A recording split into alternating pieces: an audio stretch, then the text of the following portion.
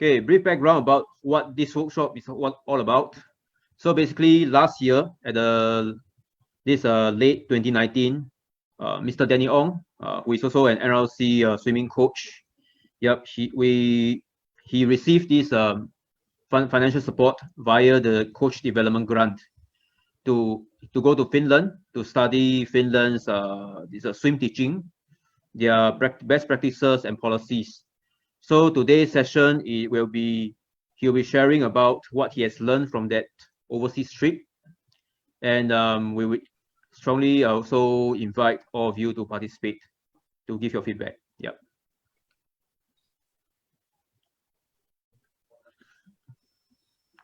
So without further ado, we'll hand over to Mr. Danny Ong, who will begin his presentation.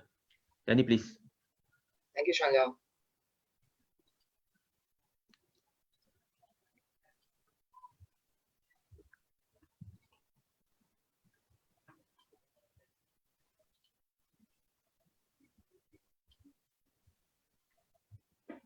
Chuan Liao, you have to enable sharing. I can't share.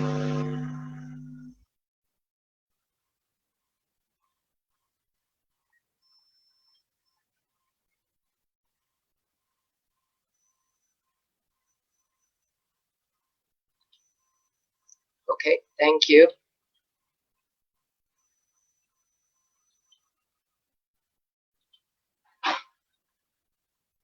Okay. Good afternoon, coaches. It's great to see everyone here. All right, hope you have a good lunch. Okay, so today I'll be sharing what I actually discovered or what I have gone through a week of attachment in Finland and how kind of the system over there, and I'll share with you through the slides here. All right, I have some house rules. No photo taking or video recording of these slides are permitted. All right, we do give the permission to CoachSG, but for the participant too, please do not take all these photos because we have a copyright agreement with our friends from Finland side.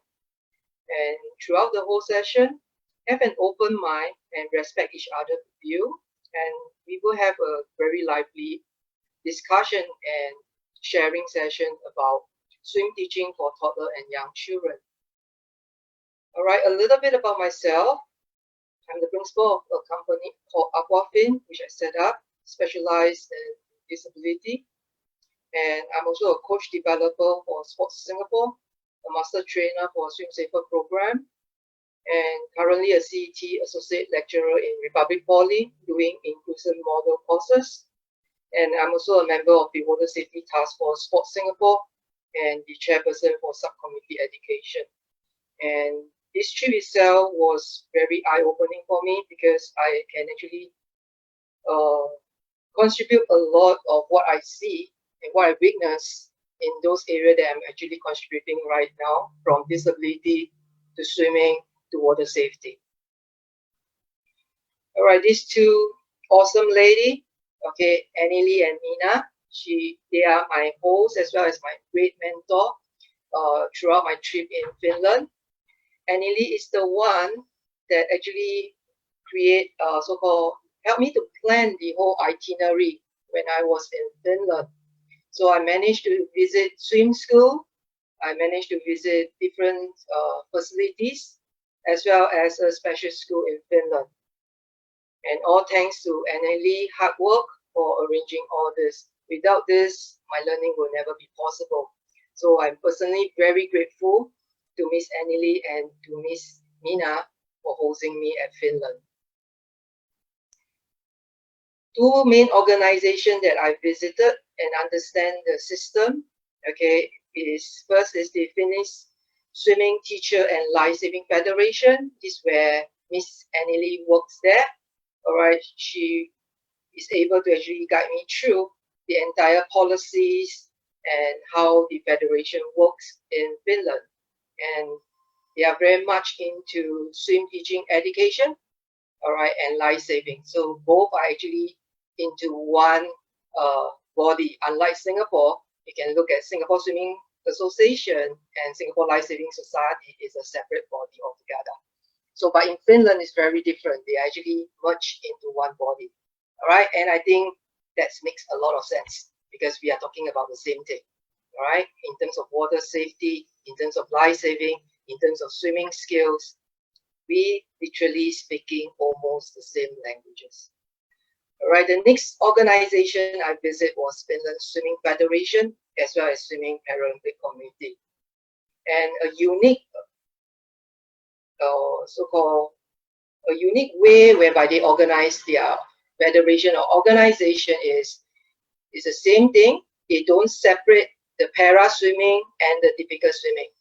Finnish Swimming Federation manage both the typical swimmers as well as the para swimmers. Unlike Singapore, we have Singapore Swimming Association managing the typical competitive swimmers, and we have Singapore Disability Sports Council handle our para swimmers. So it's another difference that we see there. Okay. What about other things that Miss Annelie has arranged for me was to visit individuals and families. I have the opportunity to get into the water. All right, Miss Hannah, who is a certified physiotherapy. Okay, so over there, the physiotherapists, most of them are actually also equipped with swim teachers certification knowledge. And they conduct so-called the activities in the pool. All right, and I have the opportunity to work with Olivia and the families, okay, together with Hannah in the water and with other participants as well. So there was a lot of learning, a lot of sharing within this practical session itself. And what makes this trip even more unique is Miss Annelie arranged me to visit rehab centers in Finland. Okay, it was really an eye-opening. That whole rehab center uses sports as a main form of rehabilitation. And I believe you all know that Sports Singapore, our Active SG gym, uses this product called the HERS.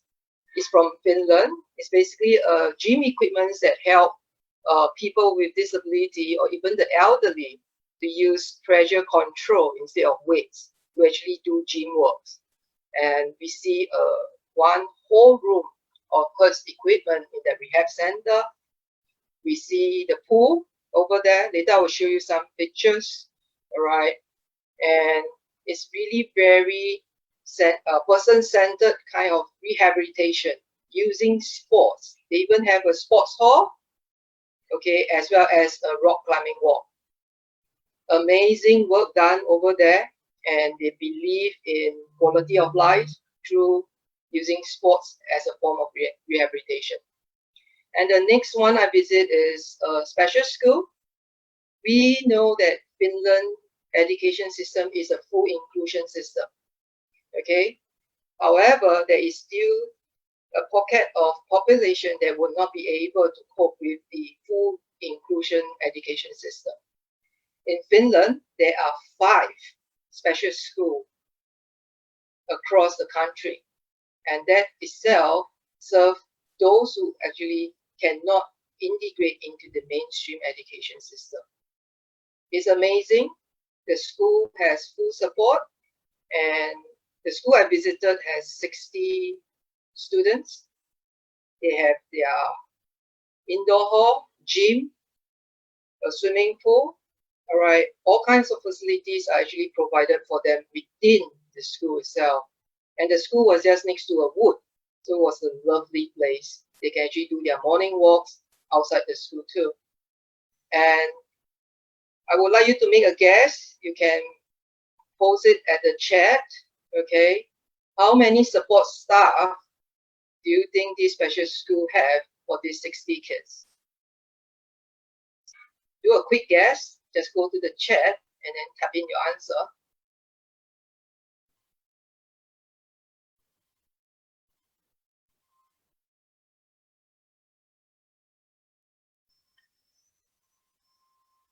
As I'm sharing screen, I may not see your answer. Okay, so I'm going to just give you a quick answer to that question. All right, it's 2.5 times the number of children. that the school is serving.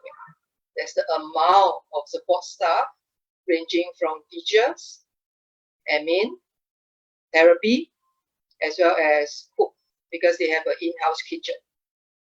So I also witnessed one school swimming program within the school itself, and the kids are all supported with 1-to-1 ratio, with one main teacher facilitating the session. It's a luxury, but I believe when your culture emphasizes on quality of life, it's going to be very different. And I'm appreciative of what I've seen, and I learn a lot. So when I come back, I told CoachSG not only when my report itself is to help our coaches to understand coaching toddler and young children, but it's also to write a report on how Singapore can move towards a kind of inclusion model whereby we one day will see that the Singapore Swimming Association and Singapore Disability Sports Council can have a seamless program providing for our people, regardless whether you have or without a disability. Okay, the next one, I'm going to stop sharing. Chuan Leong going to help me with this part, and I would hope that you participate so that we can actually have a great view about your understanding about what is toddler and what is young children, and your approach that you have at currently when you're coaching them.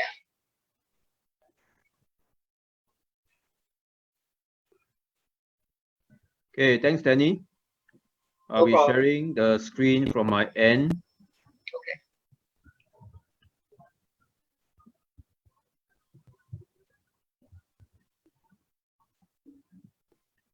Okay, coaches in Zoom, as well as those also watching on Facebook, now you can whip out your phones and then go to menti.com to enter these numbers 73, 15, 8. Because we are going to have a series of questions that come up that would test your basic understanding of what are the differences in swim teaching for toddlers and young children.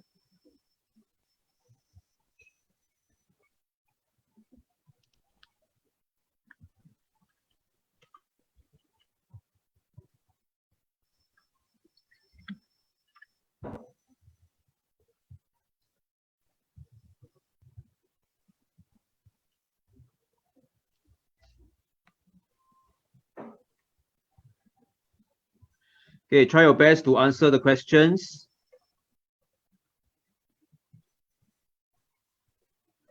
This presentation is designed with the presenter's pace. So I will wait until all the coaches have answered each question, then I will move on to the next one.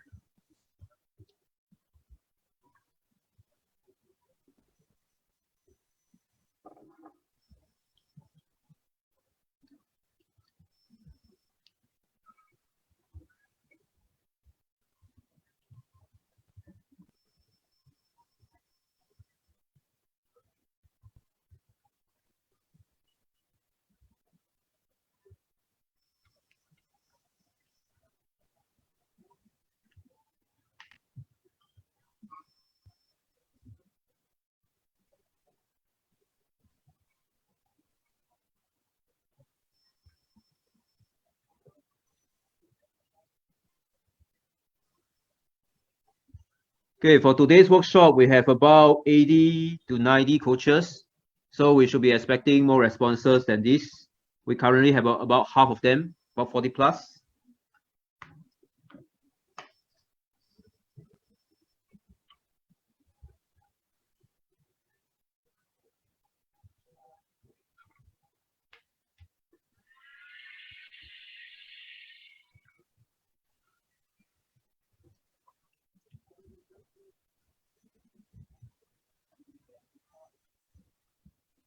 So just give it a try. Yep.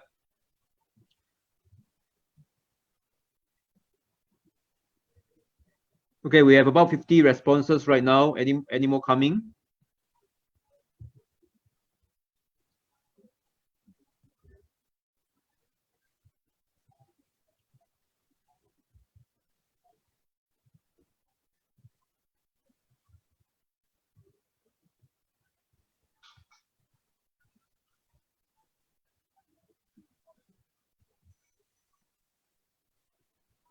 Okay, it looks like most of you have answered age 1 to 3 as the age range to define toddlers. So, Danny, if you're okay, I'll move on to the next one. Yeah, we can proceed on. I think the number is good enough. Yeah. I think they have slowed down already. Yep. We can go to the next question. Yeah.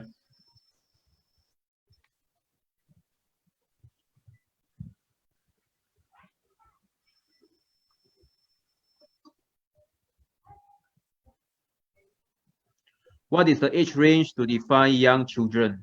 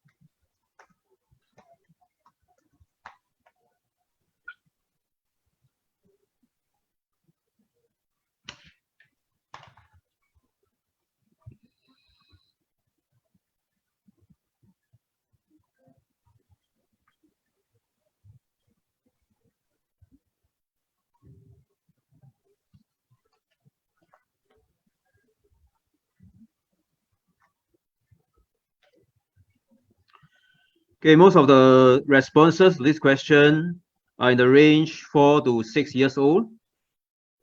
Yep. So without further ado, I will move on to the third question.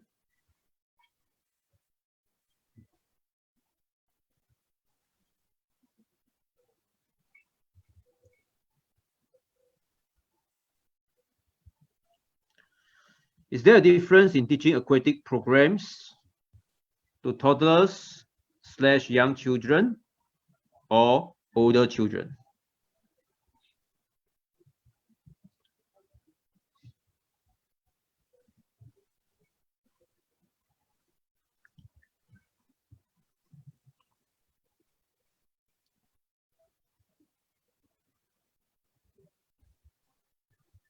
Okay, the overwhelming majority have voted yes to this question. Right. To the next one. Okay, by the way, this is question 3. Please take note. So if your answer is yes to question 3, list what are the main differences.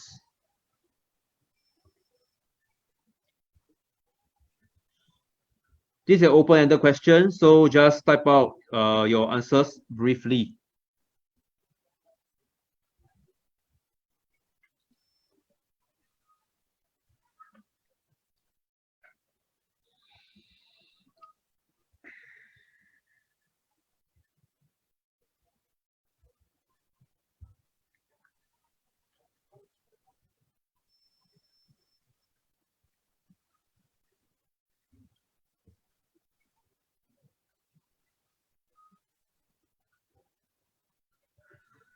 Okay, more and more answers are coming in.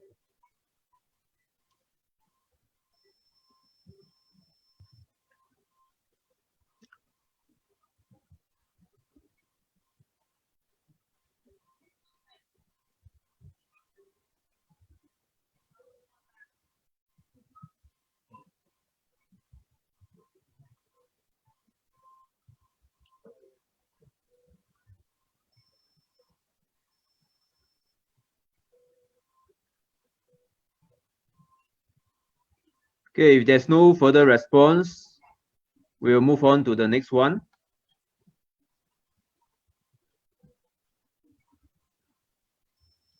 Okay, understand there were a couple of no's from question 3 just now. So if you've answered no, then you need to answer this question.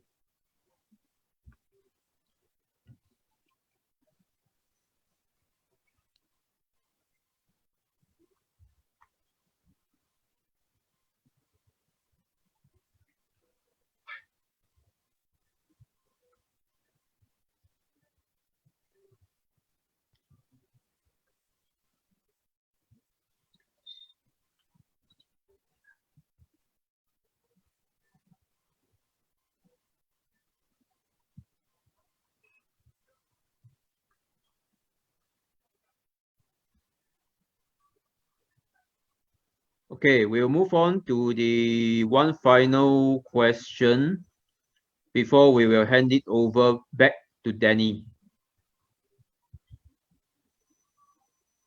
Hey, wait. Hey, come on. This no last more. one. Yeah. All right. No worries.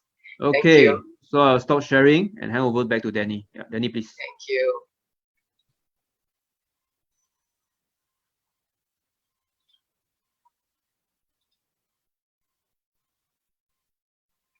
Okay.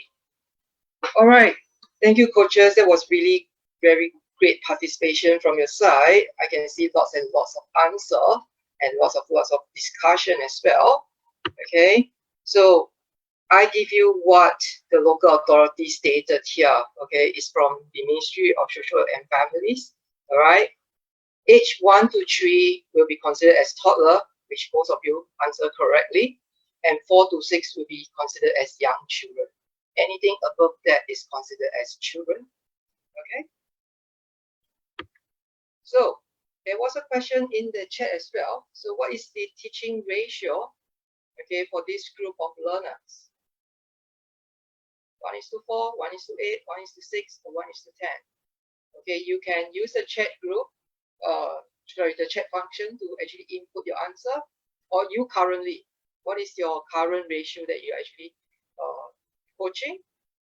Okay, same thing, I will not be able to see your comments, but you can continue to comment in. Okay, and I will show you what is the ratio in Finland in terms of this group of programs.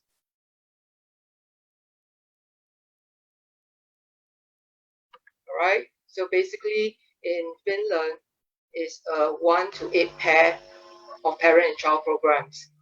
Okay, it's never young children sitting at the deck without mommy and daddy. Okay, all the programs there is a parent and child's program. Okay, as per the age group that we discussed over here. Okay, thank you for your participation on that ratio part. Okay, now we're going to talk about the facility and support in Finland. Okay, every pool you go in Finland, before you go in, okay, you will see a lab report on the entrance of the pool. And this is mandatory. All pool owners has to show this lab report to show the chemical balance and the quality of the water. And I really must say that the water in Finland, especially the swimming pool, is really crystal clear, and there is no typically coaches like to say that we after a lesson we all full of chlorine smell. In fact, there is no chlorine smell. All right, that is the smell mixed with our perspiration or even waste like urine. All right, that's the smell that we actually get. But in principle, chlorine itself has no smell. So that's the kind of clarity and cleanliness the water at Finland side. A very, very strict regulation to ensure the quality is on the high end. And all the pool in Finland has a schematic diagram of the pool, how shallow to how deep is being displayed out. Okay, all pools, no matter how big or how small, all has to display this as one of the water safety layers of protection. And if you look at the other left-hand corners, there's like a room It's basically because this pool I visit is quite a huge pool. It has an outdoor and an indoor. So this is actually a lifeguard control room, whereby there is one lifeguard actually watching all the CCTV, monitoring the whole facilities. There are also other lifeguards stationing at the pool itself. So this lifeguard, who is the main controller, can actually radio some lifeguards on the deck itself to render some assistance if he spotted anybody in trouble. And not only that, because there's also another reason why they built an enclosed room for the lifeguards. It's because they don't want the lifeguards to work long hours in an enclosed indoor pool smelling the chlorine gases. So they do rotation, whereby the lifeguards at the indoor pool will have the opportunity to rest at the monitoring station or the room itself, which is aircon and away from the chlorine gas. So it's still about the human rights and taking care of the health of the staff. Okay, and you can see that all the rescue equipments are easily available at any point or any side of the pool. Okay, you can see abundance of rescue equipment just laying beside the pool or next to the pool. Okay, ready for anybody to use in case someone in distress. All right, this is a facilities that I visited, the rehab center. That's the pool that I saw.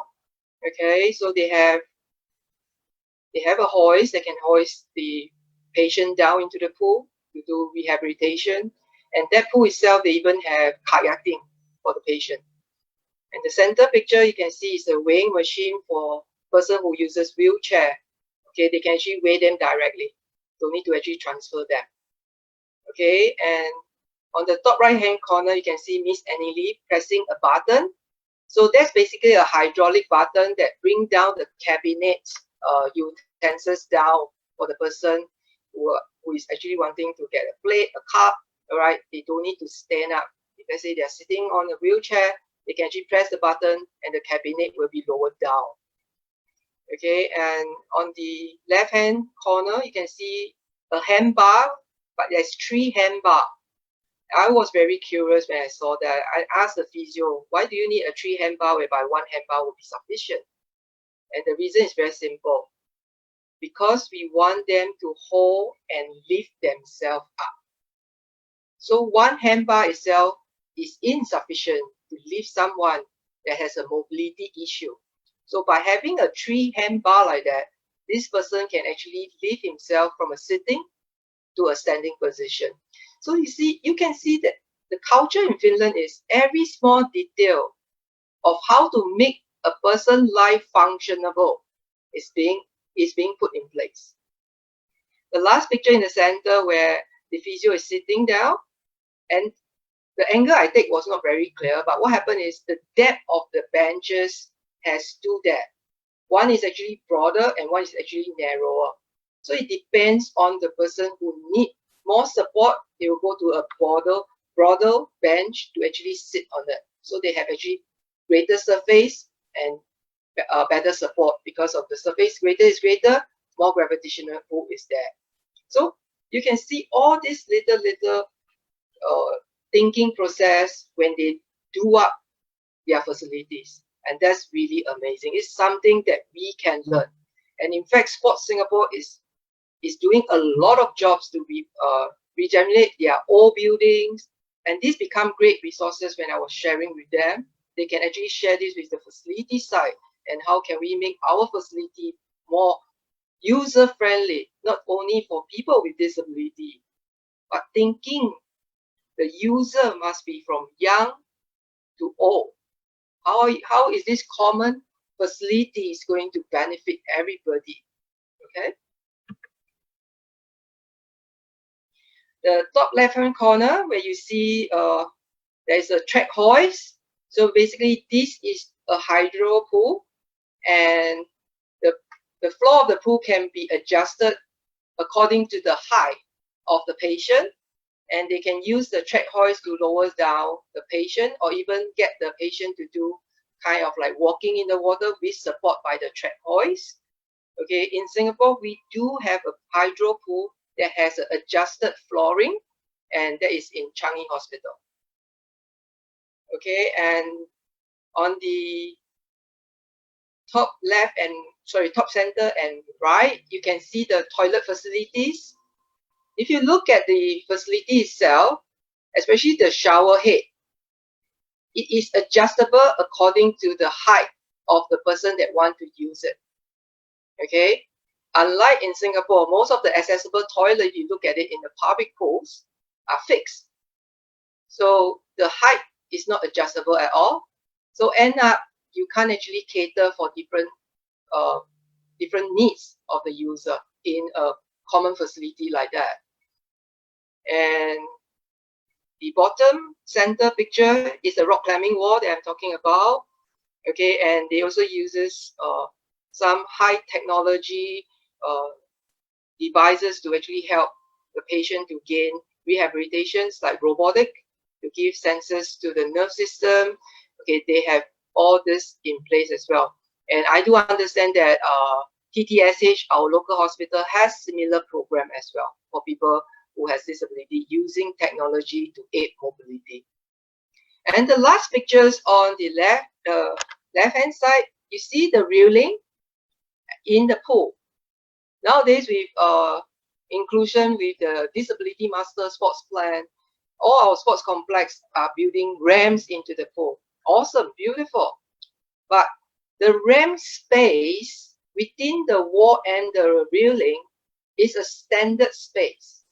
And what's going to happen that is it's going to create what we call aquatic hazard, whereby if you have a young toddler or young children that playing around the ramp, if their leg gets stuck in between the ramp and the wall, that's where they might get into some trouble. But in Finland, they actually recognize that. So what happened is, if the pool is having a multi-age user from young to old, the spacing between the wall and the railing, okay, will be close up. So end up, if you look at the space itself, the toddler hand and leg will never go through.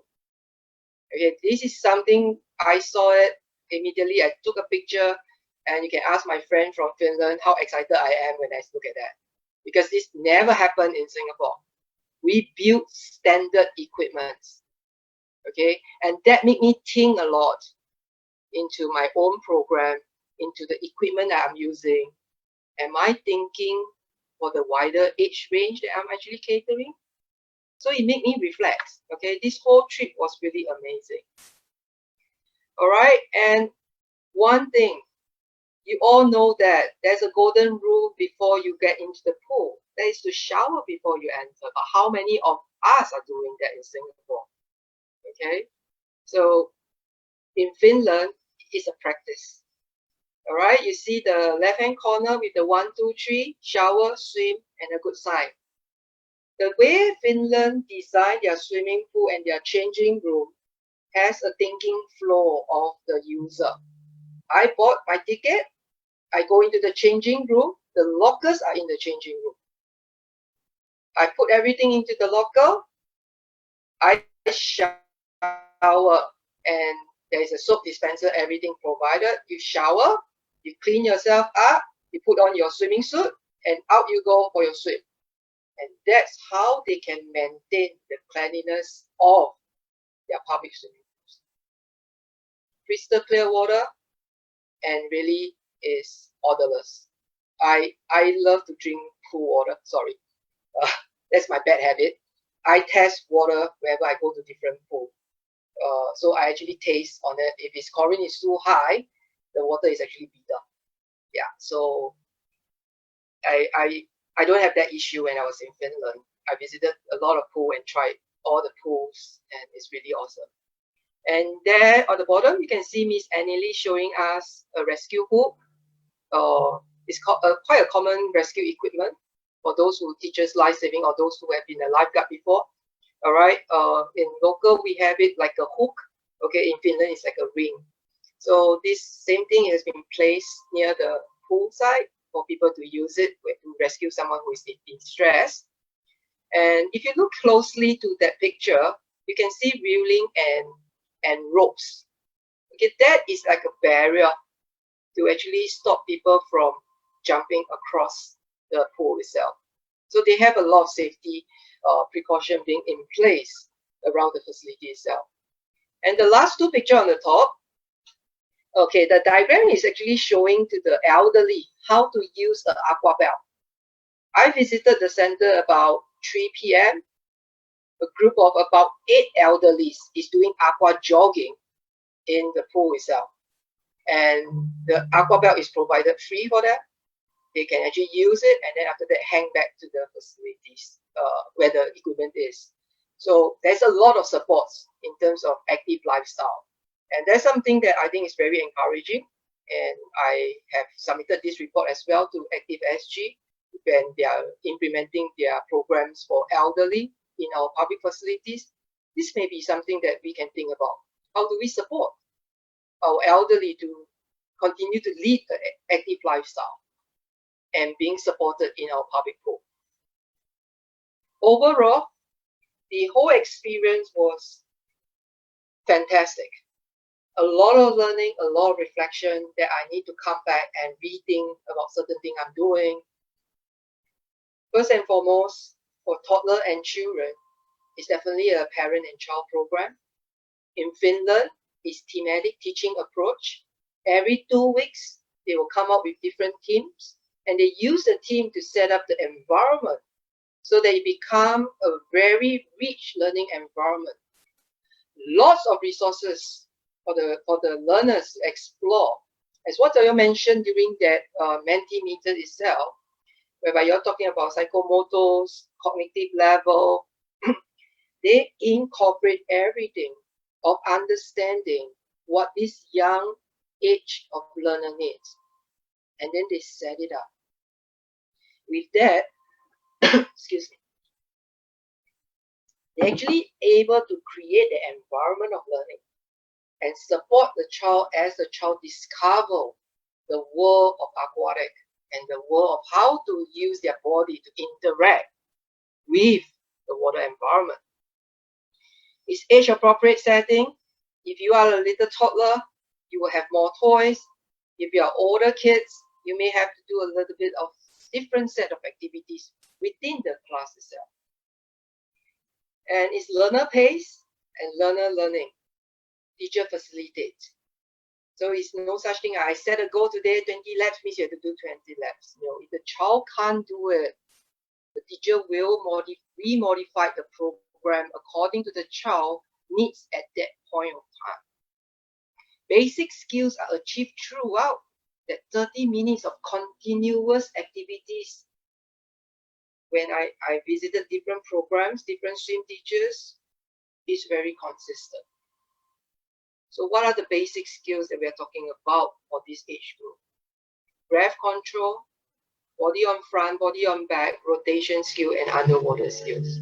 We know these are core fundamental skills before strokes development. If one can feel I'm in control of my body in aquatic environment which is so unstable, I think I will have the confidence to move my body across this unstable environment and achieve strokes development at a later stage. But if I can't master my basic skills today, no matter how you bring me to the stroke development, I struggle with all my learnings. So in Finland, there's a lot of support. This is Ms. Na conducting her session. The parents is supporting the child in terms of the discovery, learning, and this particular photo, I was attached to these parents, and this is a girl with special needs, and I love the interaction the father is having. There's a lot of checking in of the facial, the body cues, whether the daughter is ready for the activity, not ready, the father will wait. It's not to rush through a lesson plan, but it's to wait for the opportunity for the child to discover that movement, that activity, and develop that motor skills. That's what I observed during the trip. Lots and lots of discovery and exploration. The theme they used was treasure hunt on that day. So there's a lot of jewels under the sea. All right, the children will have to explore, start to bake. And there's no such thing as you need to put all the jewels into the deep end. The jewels are separated in different depth according to the child's needs. Age appropriate. While the younger groups is doing self-discovery, group can be doing another activities supported by the parents.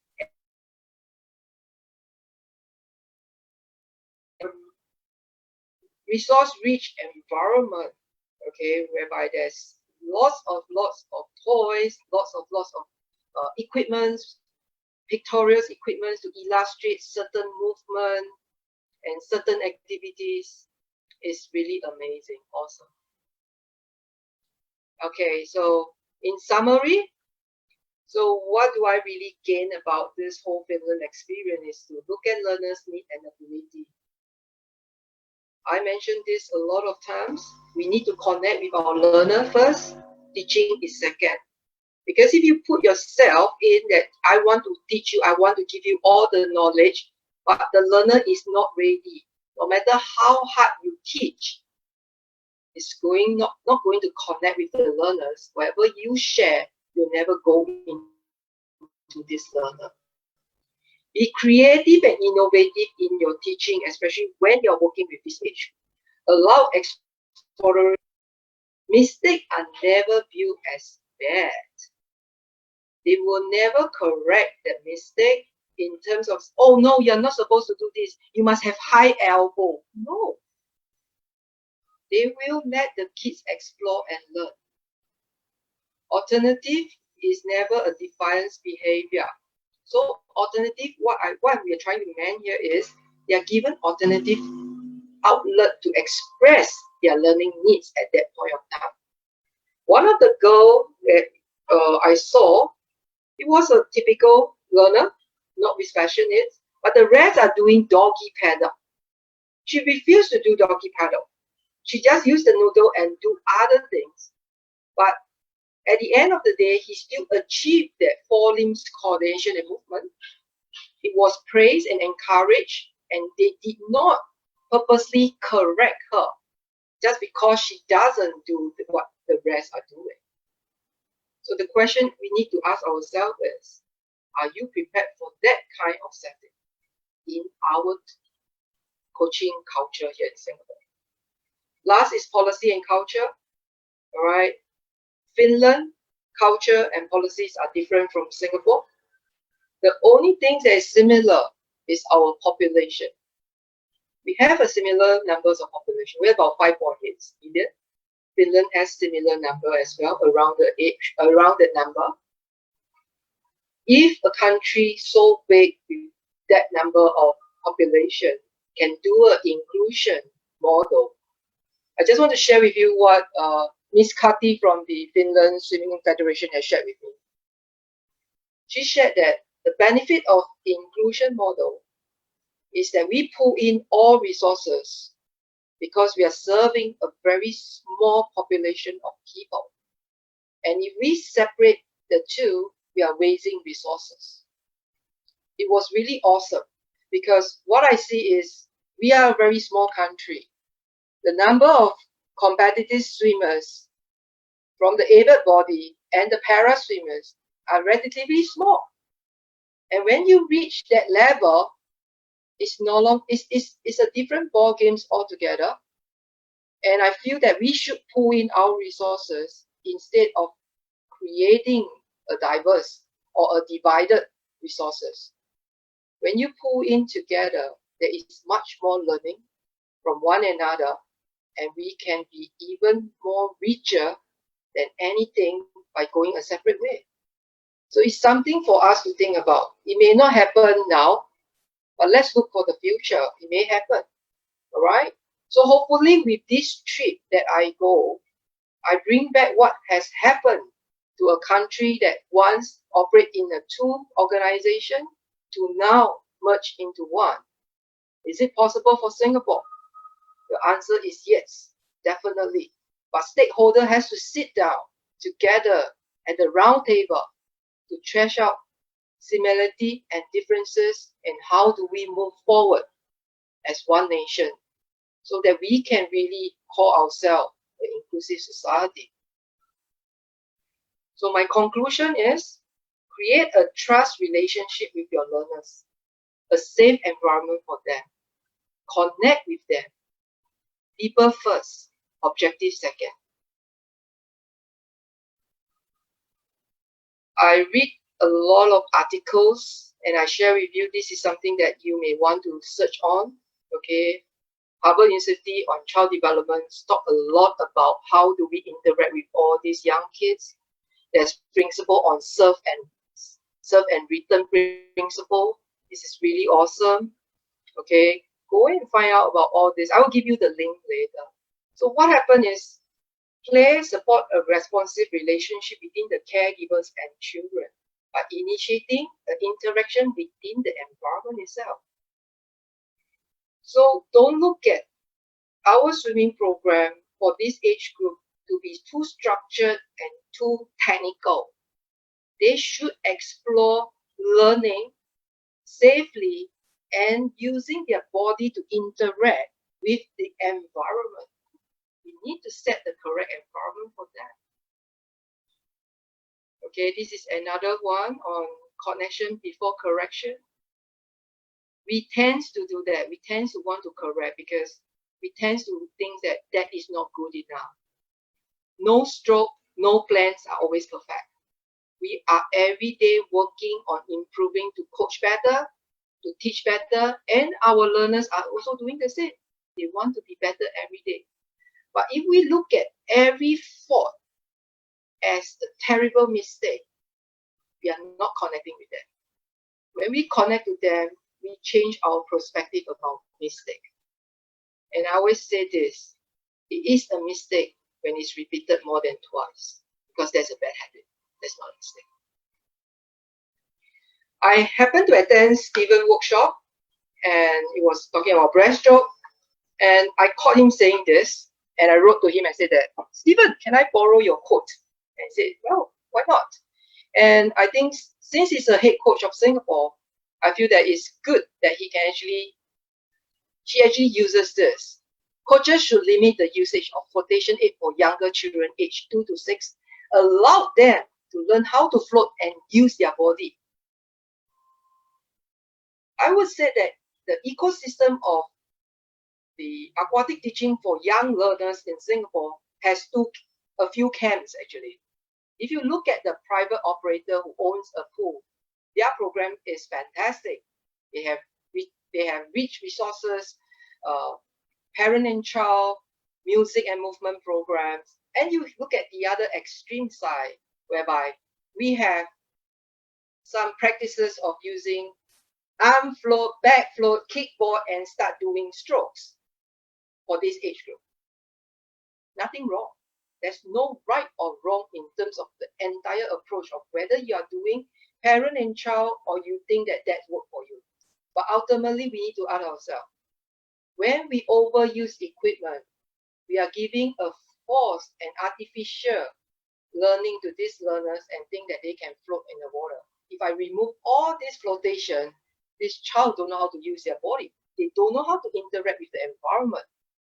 This is going to be a failure in swim teaching, really, because we didn't teach them how to interact safely with the environment using their body. And we may indirectly cause the increase of drowning statistic, which I don't wish to see as a committee member. Okay, I emphasize a lot. We need to teach them the right thing from day one. Knowing how to interact with the environment and respect, there is a danger. Water is fun, but water can be dangerous. Let's learn how to use them to our advantage and enjoy it as a lifelong sport. That's what swim coaches and swim teachers has to do. You are the model for the next generation. Another great coach from US, guiding the students to discover swimming by helping as much as possible, or as little as possible, while in the water to empower them. Awesome. Such a strong statement. So we really need to reflect on what we are doing today. As I said, there is no right or wrong in your teaching. You just need to reflect. How can I better serve the learners that I'm having? These are the resources that I personally assess. Okay, I share with you. Okay, Eureka, beautiful author. I admire this lady. Okay, I met with her in Singapore earlier this year when she came for a conference. Okay, I have been following her Facebook. I read her book. She made a mistake as a swim teacher too. Just like me, I make my mistake too.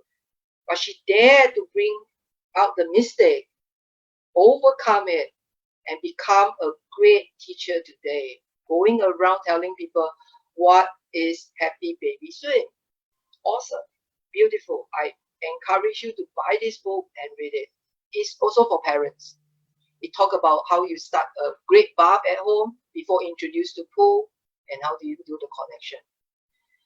I do a lot of articles from the Harvard University Center on Developing Children. That's more towards science.